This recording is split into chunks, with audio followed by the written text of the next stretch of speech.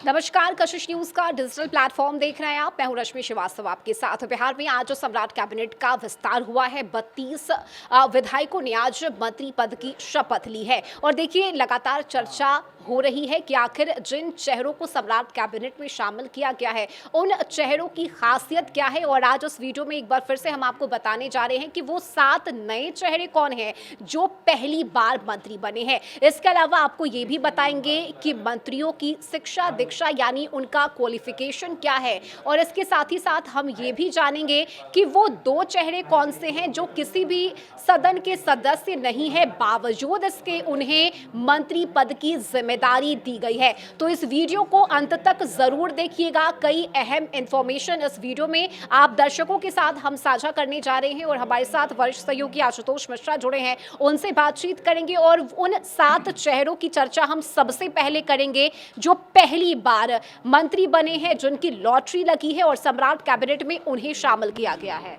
हाँ, बिल्कुल बिल्कुल। 7 वो चेहरे कौन कौन हैं, शुरुआत यहीं से करते हैं। पहला नाम है निशांत कुमार, जो नीतीश कुमार के पुत्र हैं। दूसरा नाम है बुलो मंडल, जो भागलपुर से कभी सांसद हुआ करते थे। आरजेडी के सिंबल पर चुनाव लड़कर जीता था उन्होंने। इस बार जेडीयू के सिंबल पर गोपाल मंडल की जगह पर गोपालपुर सीट से वो विधायक चुने गए हैं। पहली बार जेडीयू में आए हैं और उनको इनाम मिला है। इसके अलावा श्वेता गुप्ता, जो शिवहर के विधायक हैं, वो भी मंत्री बनी है। मिथिलेश तिवारी, जो बैकुंठपुर के विधायक हैं, उनको भी मंत्री पद मिला है। रामचंद्र प्रसाद, हायाघाट विधानसभा दरभंगा में पड़ता है, उससे हैं। नंदकिशोर राम हैं और कुमार शैलेंद्र हैं। ये 7 ऐसे विधायक हैं जो पहली दफ़ा सम्राट कैबिनेट में शामिल हुए हैं। पहली दफ़ा इनकी लॉटरी लगी है। शायद इनमें से कईयों को यकीन नहीं होगा कि पहली दफ़ा में जीत करके वो मंत्री बन सकते हैं। पहली दफ़ा जब जीत करके मतलब इसमें से 1-2 विधायक ऐसे भी हैं जो पहली बार चुन करके आए हैं। लेकिन कई सारे ऐसे नाम हैं जिनके बारे में चर्चा थी कि वो मंत्री बनने वाले हैं, लेकिन उन पर इनको तरजीह दी गई है, जिसके बारे में शायद इनको भी यकीन नहीं होगा। लेकिन जैसे ही फ़ोन आया तो फिर सारी प्रक्रिया शुरू हो गई। शुरुआत करते हैं निशांत कुमार। नीतीश कुमार के पुत्र हैं और 44 साल उम्र है उनकी। और बीआईटी मेसरा से इंजीनियरिंग की पढ़ाई उन्होंने की है। लो प्रोफाइल रहता है, उनका लो प्रोफाइल रहते हैं और यही उनकी यूएसपी है। 2 महीने पहले उनकी पार्टी में एंट्री कराई गई थी। इस दौरान उन्होंने बीच में यात्रा भी शुरू की है, कुछ जगह गए भी हैं और लगातार उनकी मांग चल रही थी कि उनको मंत्री बनाया जाए। शुरुआती दौर में तो डिप्टी सीएम बनाने की चर्चा हुई थी, लेकिन अब वो मंत्री पद के लिए कहा जाता है कि मनाया गया, तब वो माने और वो मंत्रिपरिषद में शामिल हुए हैं। बुलो मंडल गोपालपुर सीट से विधायक हैं। 39 साल उम्र है। भागलपुर लोकसभा क्षेत्र से सांसद रह चुके हैं। 2 साल पहले ही राजद छोड़ करके ये आए थे जेडीयू में और गोपालपुर सीट से जीते और पहली बार मंत्री बने हैं। इसके अलावा श्वेता गुप्ता, जो डॉक्टर वरुण की पत्नी हैं और ख़ुद भी ये काफ़ी एजुकेटेड हैं, पढ़ी लिखी हैं, एमबीबीएस डॉक्टर हैं। 45 साल उम्र है। सूरी समाज से आती हैं और पहली बार उनको टिकट मिला शिवहर विधानसभा सीट से। चेतन आनंद चुटकी नवीनगर चले गए थे और वहाँ से जेडीयू ने उनको उम्मीदवार बनाया था। तो शायद इनको भी यकीन नहीं होगा कि ये मंत्री बनने जा रही हैं, लेकिन ये भी मंत्री बनी हैं। एक पुराना वाकया हम बताना चाहेंगे।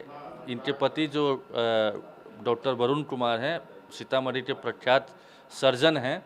और आपको याद होगा कि एक बार इससे पहले के लोकसभा चुनाव में, लेटेस्ट नहीं, इससे पहले वाले लोकसभा चुनाव में, मुझे लगता है 2019 वाले में, उस समय जेडीयू ने इनको सिंबल दिया था लोकसभा चुनाव लड़ने के लिए सीतामढ़ी से, लेकिन बाद में इन्होंने सिंबल लौटा दिया था चूँकि वहाँ पर विरोध हुआ था। अचानक ये डॉक्टरी पेशे से राजनीति में आए थे और तब सुनील कुमार पिंटू, जो बीजेपी में थे, उनको जेडीयू में शामिल कराया गया था और उनको उम्मीदवार बनाया गया और वो चुनाव जीते भी। हालांकि इस बार सुनील कुमार की जगह देवेश ठाकुर को जेडीयू ने टिकट दिया और वो चुनाव जीते हैं सांसद।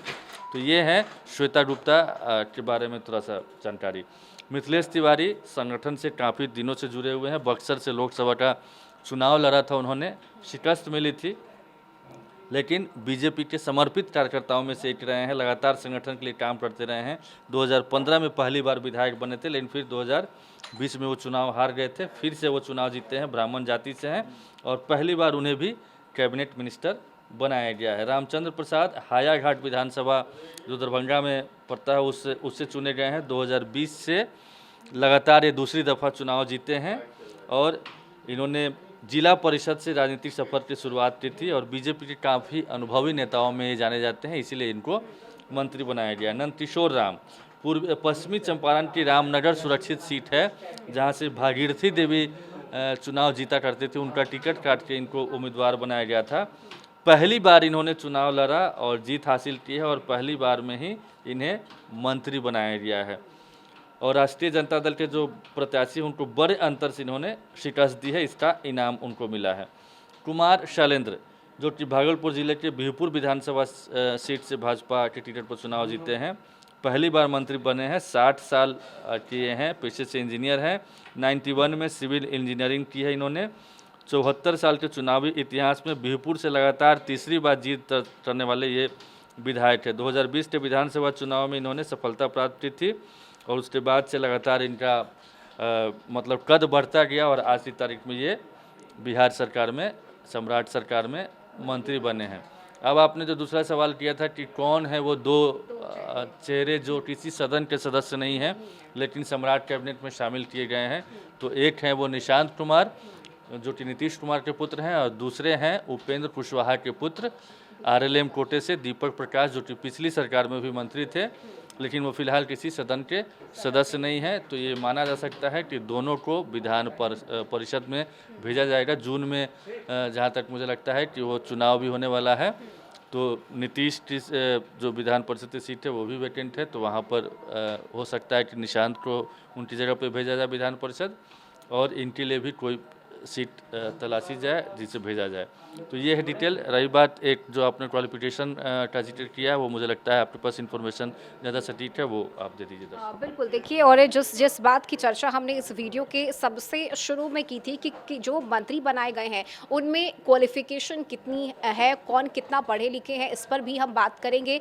और सबसे पहले बात करेंगे विजय कुमार सिन्हा की, जिन्होंने आज शपथ ली है। उनकी शिक्षा की बात करें तो सिविल इंजीनियरिंग उन्होंने किया है। इसके अलावा दिलीप जायसवाल की बात करें तो उन्होंने पीएचडी कर रखा है। रामकृपाल यादव ग्रेजुएट हैं, एलएलबी उन्होंने किया है। इसके साथ ही संजय टाइगर की बात करें तो राजपूत जाति से आते हैं और पोस्ट ग्रेजुएट उन्होंने किया है। श्रेयसी सिंह ने एमबीए कर रखा है। रमा निषाद 12वीं पास हैं। इसके अलावा लखेंद्र कुमार रोशन ने ग्रेजुएट कर रखा है। डॉक्टर प्रमोद कुमार चंद्रवंशी की बात करें तो पीएचडी कर रखा है उन्होंने। केदार गुप्ता पोस्ट ग्रेजुएट हैं। मिथिलेश तिवारी ने बीए कर रखा है। इसके अलावा रामचंद्र प्रसाद पीएचडी होल्डर हैं। नंदकिशोर राम ग्रेजुएट उन्होंने किया है। नीतीश मिश्रा एमबीए उन्होंने किया है। इंजीनियर शैलेंद्र कुमार की बात करें तो उन्होंने भी ग्रेजुएशन किया है। अरुण कुमार शंकर पोस्ट ग्रेजुएट है। इसके अलावा अब जेडीयू कोटे के मंत्रियों की हम बात करेंगे तो श्रवण कुमार 12वीं पास है। निशांत कुमार ने इंजीनियरिंग कर रखा है। इसके साथ ही अशोक चौधरी की बात करें तो उन्होंने भी पीएचडी कर रखा है, पीएचडी होल्डर हैं वे।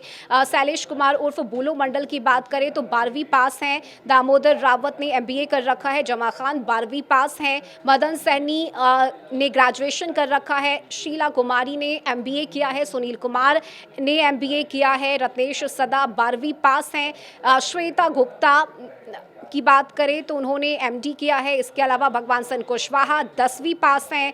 अब एलजेपीआर की बात करें यानी चिराग पासवान की पार्टी से जो 2 मंत्री बनाए गए हैं, संजय कुमार ने ग्रेजुएट कर रखा है। इसके अलावा संजय कुमार सिंह भी ग्रेजुएट हैं। अब आरएलएम की बात करें यानी दीपक प्रकाश जो कि उपेंद्र कुशवाहा के बेटे हैं, वे इंजीनियर हैं। और हम के मंत्री यानी जतन राम मांझी के बेटे संतोष सुमन की बात करें तो वे भी पीएचडी होल्डर हैं। तो ये उन मंत्रियों के नाम हमने आपको बताए हैं कि कौन 7 से नए चेहरे हैं जिन्हें सम्राट कैबिनेट में शामिल किया गया है। इसके अलावा वो 2 चेहरे कौन है जो किसी भी सदन के सदस्य नहीं है, बावजूद उन्हें मंत्री बनाया गया है। और इसके साथ ही साथ किस मंत्री की शिक्षा दीक्षा यानी उनका क्वालिफिकेशन क्या है, ये भी हमने आपको इस वीडियो में बताया।